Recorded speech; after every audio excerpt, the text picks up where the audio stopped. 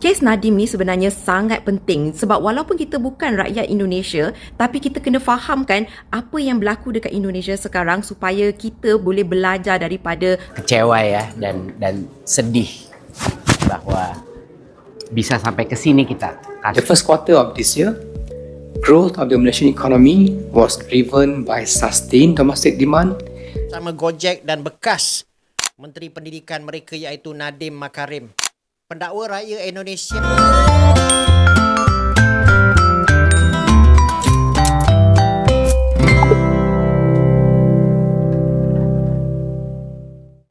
Hai, welcome again to Sari Ting Ting. Hai semuanya, apa kabar kalian? Semoga senantiasa dimanapun kalian berada tetap diberikan kesehatan ya, amin. Nah, ini ada berita viral dekat Indonesia. Tapi di sini banyak beritanya saya tengok netizen Indonesia minta tolong ya. Malaysia mula campur tangan. Sari tengok juga ada beberapa influencer daripada Malaysia membahas hal ini. Ini ada Bapak Nadiem ya. Beliau ini adalah seorang menteri ketika itu, Menteri Pendidikan dan juga CEO founder daripada Gojek ya. Okey, so beliau ini ada dijerat hukuman dan katanya diberikan denda juga dan dipenjara berapa tahun. Nanti kita akan tonton videonya. Nah, so jom kita tonton bagaimana kisahnya. Dan tapi saya tengok baca-baca komentar daripada netizen Malaysia ya, kata suruhlah Benix ataupun Kokori dan yang menghina Malaysia itu suruh diorang yang membantu bapak ini ya. Kenapa pula nak netizen Malaysia yang berikan suara gitu. Okey, so nanti kita dengarkan bagaimana kisahnya. So jom langsung saja. Okey, nah ini beberapa ya. Katanya di sini hilangnya keadilan, Nadiem Makarim kena 18 tahun penjara ya. Dan katanya di sini juga beliau ini tak pun salah. Okey, so kenapa dipenjara? Itulah kisahnya ya, mengerikan ya. Inilah salah satu takut juga di negara kami ya. Boleh jadi kambing hitam kalau kita tak salah, boleh jadi kita salah ya. Menakutkan. Ini ada seorang Syed Saddiq ya. Akui rasa bersalah, galak pengasas Gojek sertai dunia politik. Nah, memang kalau dunia politik ini menakutkan juga ya di sana, silap-silap kita yang kena padahal kita tak melakukan. Okey. Itulah sekarang pun banyak artis-artis daripada Indonesia yang masuk ke politik, mereka mengundurkan diri lagi keluar daripada politik-politik yang ada di sana karena ya ada korupsi, ada penyelewengan dana ya, macam-macam. Menakutkan ya. Sekarang ni Indonesia tengah kecoh balik pasal kes melibatkan pengasas bersama Gojek dan bekas Menteri Pendidikan mereka iaitu Nadiem Makarim. Pendakwa Raya Indonesia secara rasmi nak beliau dipenjara selama 18 tahun dalam satu kes rasuah besar yang berkaitan pembelian laptop Google Chromebook untuk sekolah masa zaman-zaman pandemik COVID-19 dulu. Bukan itu je, selain hukuman penjara, pihak pendakwa pun nak denda sekitar 1 bilion rupiah dan mahukan aset beliau disita kalau gagal bayar semula wang yang didakwa berkait dengan program itu. Cerita ni sebenarnya bermula masa Indonesia buat pembelian besar-besaran Chromebook antara tahun 2020 hingga 2022 yang dikatakan untuk membantu pembelajaran online pada masa tu. Yelah, pada masa tu kan sekolah-sekolah ni banyak ditutup sebab COVID kan. Jadi pendakwa mendakwa yang Nadiem, dia telah menggunakan kedudukan beliau sebagai Menteri Pendidikan pada masa tu untuk mempengaruhi keputusan beli laptop-laptop itu. Dan lagi panas, mereka juga mendakwa yang dia telah menekan Google supaya melabur dalam syarikat induk Gojek iaitu GoTo Group dan juga mendakwa pelaburan hampir 787 juta US dollar itu ada kaitan dengan keputusan kerajaan memilih Chromebook. Kalau dah buat pembelian sebanyak itu, apa lagi? Program itu pun dikatakan menyebabkan kerugian negara Indonesia sekitar 125 juta US dollar Dan Chromebook itu pula dikatakan tak sesuai dekat banyak kawasan pedalaman Indonesia yang internet tak ada. Akan tetapi Nadiem menafikan semua dakwaan itu dan kata hukuman yang dia terima terlalu melampau. Lebih ya. Dia kata keputusan pembelian dibuat oleh pegawai teknikal kementerian dan bukannya dia seorang. Peguam dia pun mengatakan yang Nadiem sudah melepaskan pegangan dalam syarikat berkaitan selepas masuk kerajaan dan kekayaan dia sebenarnya makin berkurang lepas jadi menteri katanya. Kes ni jadi perhatian besar sebab Nadiem sebelum ini dianggap simbol kejayaan startup Asia Tenggara dan reformasi pendidikan digital Indonesia melalui Gojek. Karena di dalam alur persidangan ini sudah terang benderang bahwa saya tidak bersalah. Tetapi karena takut saya bebas, angka yang begitu tinggi dilemparkan kepada saya. Jadi saya 18 bingung. tahun gila. Kenapa? Kenapa tuntutan saya lebih besar daripada pembunuh? Penuntutan saya lebih besar daripada teroris? Nah, ini mungkin adalah karena di dalam alur persidangan ini sudah terang benderang bahwa saya tidak bersalah. Tetapi karena takut saya bebas, angka yang begitu tinggi dilemparkan kepada saya. Dan yang lebih menyakiti hati saya, dan ini hal yang saya tidak mengerti karena saya sudah mengabdikan diri saya 9-10 tahun kepada negara ini. Bahwa ada uang pengganti. Jadi tidak cukup saya dimasukkan ke penjara. Mereka menggunakan uang pengganti sebesar 4 triliun plus 809 miliar. Jadi totalnya itu 5 triliun. Gila. Total kekayaan saya di akhir masa menteri itu nggak sampai 500 miliar. Oh, Dia triliun menggunakan ini. satu angka yang menjadi puncak nilai kekayaan saya pada saat IPO. Cuman sekejap itu. Itu artinya kekayaan yang tidak real atau fiktif. Dia menggunakan angka itu, lalu itu yang dijadikan uang pengganti. Kes Nadiem ni sebenarnya sangat penting sebab walaupun kita bukan rakyat Indonesia, tapi kita kena fahamkan apa yang berlaku dekat Indonesia sekarang supaya kita boleh belajar daripada apa yang mereka lalui. A cautionary tale. So Nadiem ni sebenarnya bukan calang-calang orang. He was the co-founder of Gojek. He is considered an intellectual. He graduated from Harvard. He came back to Indonesia to build Indonesia. And selepas Gojek dah ada foothold, kiranya Gojek dah berjaya, he actually left Gojek as the CEO untuk take office in the Indonesian government. So Nadiem joined the administration di bawah pimpinan Jokowi as the Minister of Education. And during the pandemic, obviously isu lockdown tu berleluasa. Time tu beribu kalau bukan berjuta penduduk Indonesia yang masih belajar tak dapat pergi sekolah. So time ni lah bukan kat Indonesia sahaja tapi seluruh dunia kita orang berlumba-lumba untuk digitalize education. Macam mana kita nak work from home and study from home. And this is when the Chromebook issue comes in. Sebab apa yang kerajaan Indonesia mengatakan adalah Nadiem ni telah guna dia punya kuasa untuk purposely bagi Chromebook dan juga Google, the owner of Chromebook, untuk control the education ecosystem within Indonesia.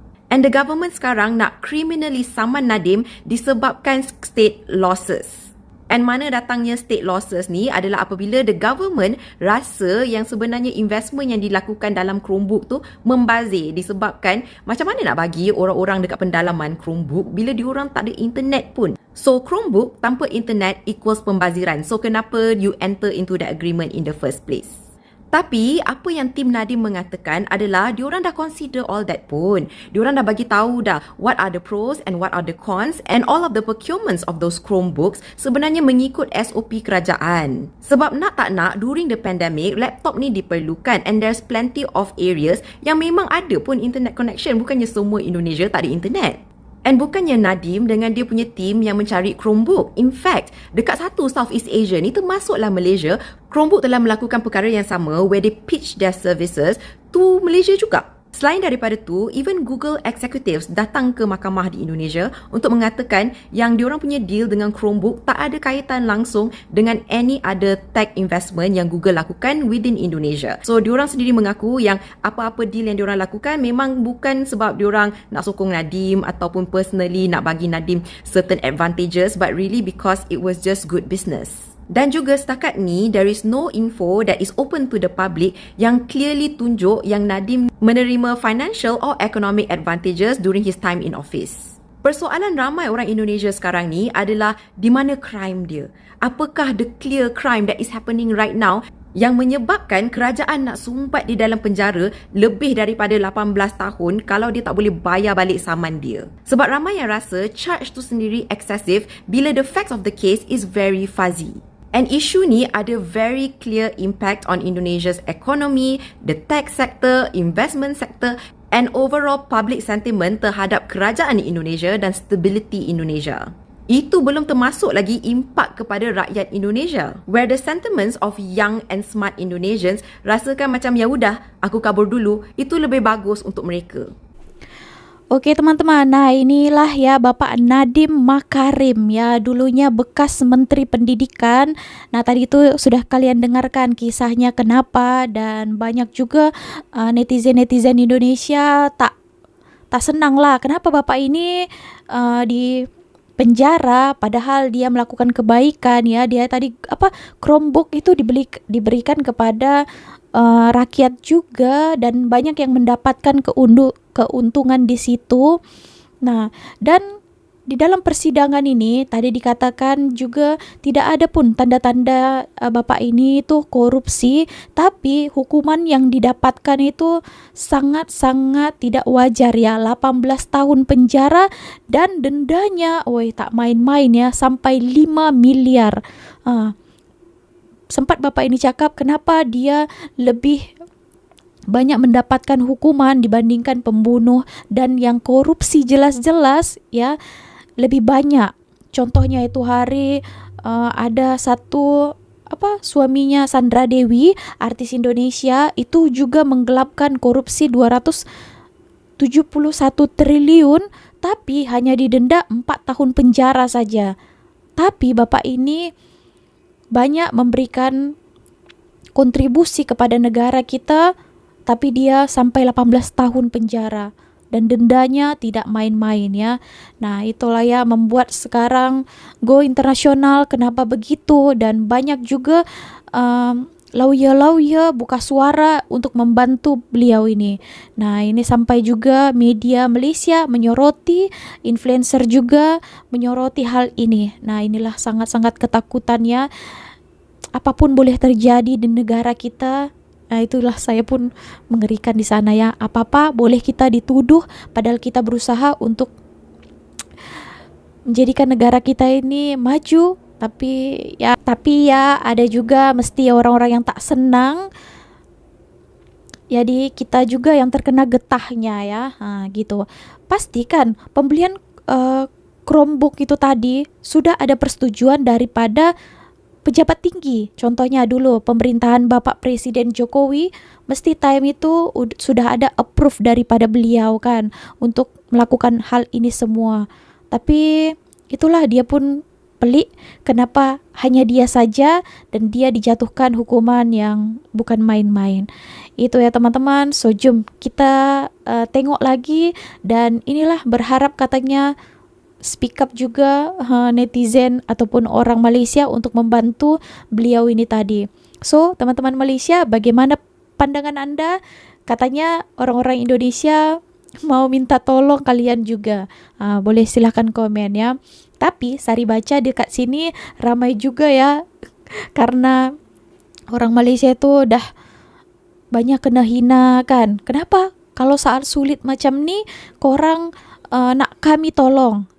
Ada juga yang komen kan, lantak depa lah, negara-negara diorang uruslah sendiri gitu ya.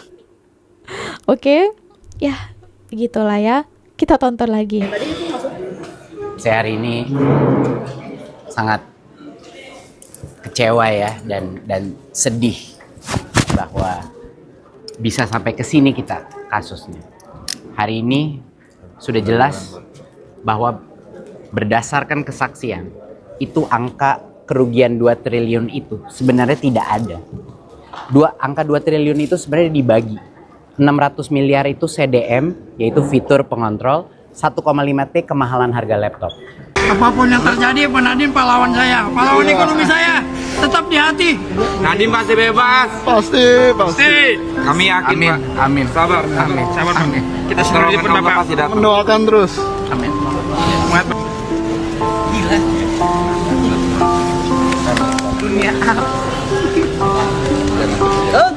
Pintu.